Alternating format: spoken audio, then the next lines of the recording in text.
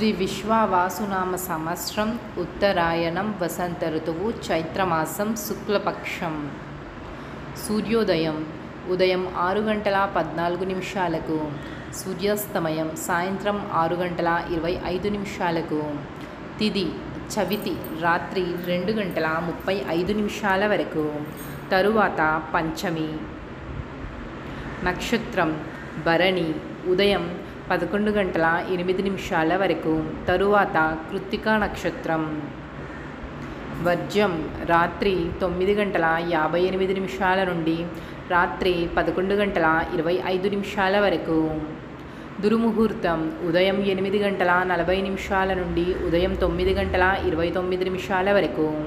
తిరిగి మరలా రాత్రి 11:08 నుండి రాత్రి 11:55 వరకు.